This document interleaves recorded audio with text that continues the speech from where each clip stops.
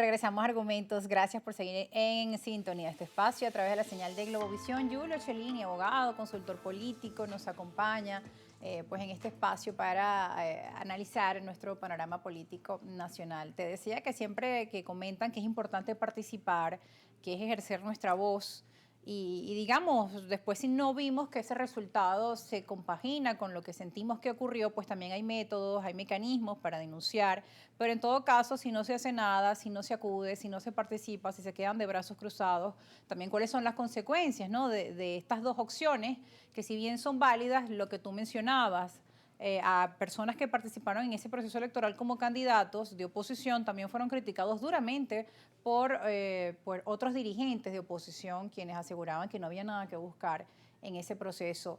Decías, ellos lo dicen porque están fuera de nuestro país y están desconectados de qué es lo que pasa en nuestro país, en Venezuela, de lo que nos encontramos día a día en las calles. ¿Por qué? ¿En qué se fundamenta pues esa teoría, Giulio? ¿Qué es lo que observas en la calle? ¿Qué es lo que sientes? ¿Qué te dice la gente? Mira, porque creo, Rosa, que a veces el no estar acá muchas veces nos desconecta de la realidad de la gente. Cuando tú no conversas con la gente, porque al final la política y las campañas electorales son una gran oportunidad, no solamente para hablarle a la gente y hacer propuestas, sino también para escuchar. La política hoy en día tiene que significar realmente la escucha del ciudadano, para poder interpretar qué es lo que el ciudadano está aspirando, cuáles son sus preocupaciones, sus aspiraciones, las reivindicaciones que espera, para convertirlas en bandera política. Pero cuando se ve la política desde la lejanía, pues y a veces desde algunos intereses que no se compaginan con los de los ciudadanos, entonces se hacen propuestas que no vienen justamente a beneficiar el contexto que vive el país.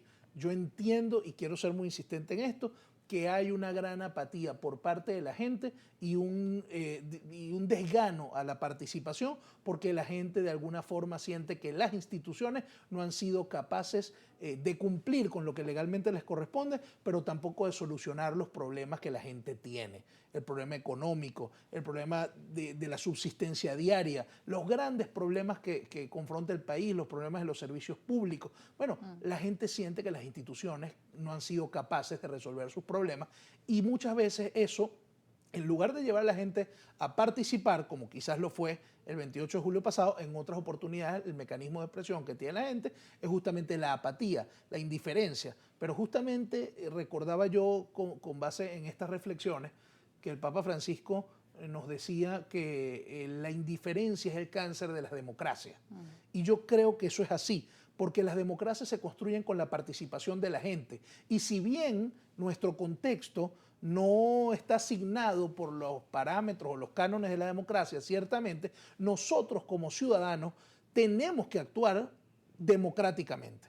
Es decir, nosotros que somos civiles, que somos demócratas, no tenemos otro mecanismo de expresión que no sea a través de las vías democráticas. Y por eso yo creo que hay que profundizar desde la dirigencia en ese sentido y promoverlo. Por eso te digo que respeto a quienes en su fuero interno concluyen que no quieren participar. Al final, el voto en nuestro país es un derecho.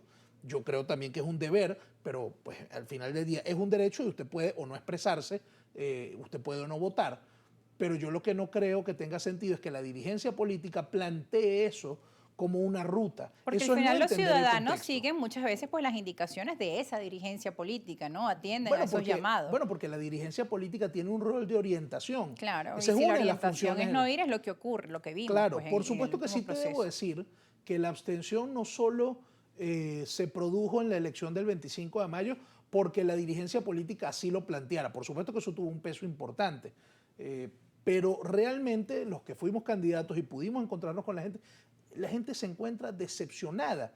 Y eso tiene que servirnos como reflexión para ver cómo le damos cauce a esta situación y cómo logramos que la gente entienda, hablándole con mucha claridad, que el contexto del país es el que está y que una sociedad subyugada que no participe, que se quede en su casa, favorece al gobierno. Eso es lo que el gobierno quiere.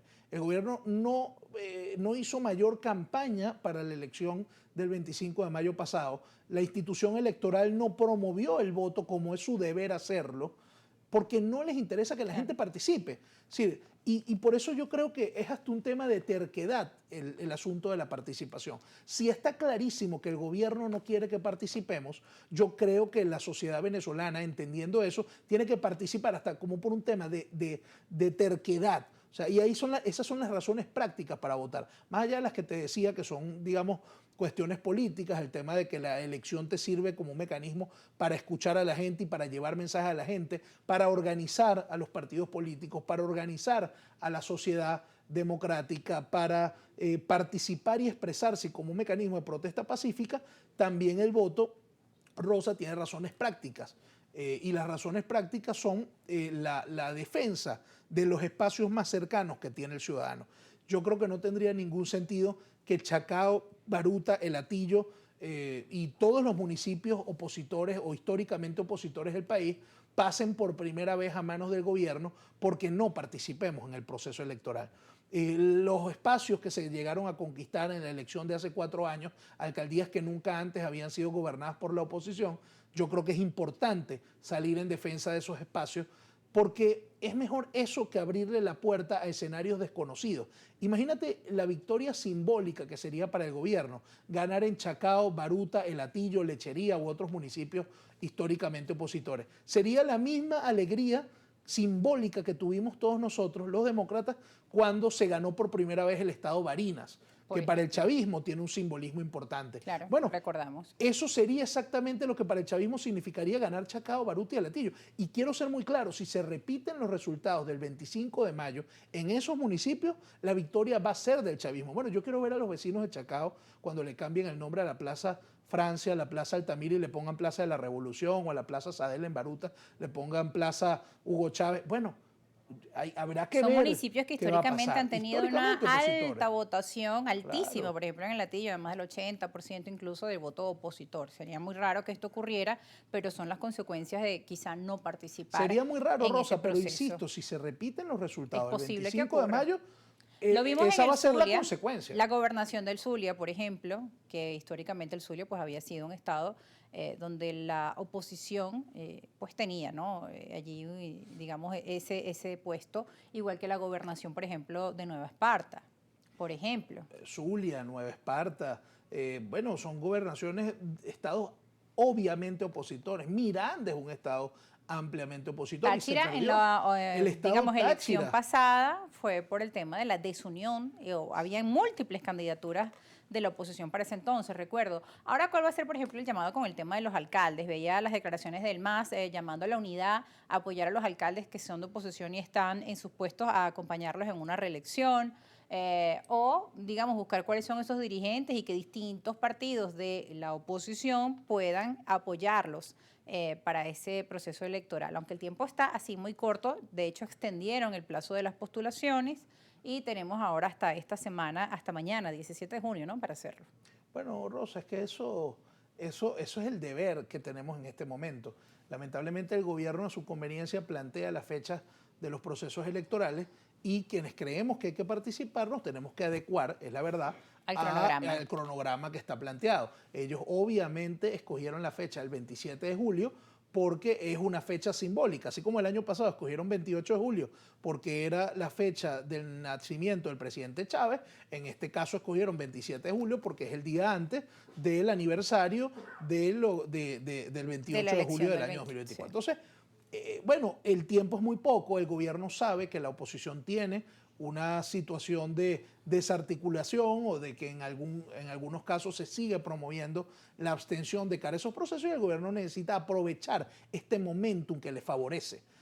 Y esa es la conciencia ciudadana que tenemos que tener. O sea, si sabemos que el gobierno está haciendo todo porque sabe que no hay ánimo de participar, tenemos que ser conscientes de eso y participar justamente en defensa de nuestros municipios. No tendría ningún sentido que los ciudadanos de todo el país, y particularmente hablo por el área metropolitana de Caracas, donde fui candidato a diputado, que donde en nuestros municipios las asociaciones de vecinos tienen una gran relación con sus consejos municipales y con sus alcaldes, bueno, hoy vayan a perder esa posibilidad por literalmente entregarle al gobierno unas alcaldías que no se corresponde, digamos, la mayoría de los habitantes de estos municipios con el pensamiento, la ideología del gobierno. Así que yo creo que ahí tiene que estar la reflexión. Bueno, Julio, tenemos que ir a una pausa. Agradecemos a nuestra audiencia que ya nos está escribiendo mensajes a través de nuestras cuentas en redes sociales. Los invito a que escriban sus preguntas en la fotografía del entrevistado para yo poderlos leer. Me escriben mucho a la mensajería privada, J. Franco, Elizabeth Hostos, Scarlett Paradiso, Aaron Olmos, todos me dan la bienvenida por estar de regreso a las pantallas de Globovisión, y sus preguntas a nuestro invitado las haremos pues más adelante, pero los invito aquí, allí en el Instagram, participen, @argumentosgb. Ya volvemos.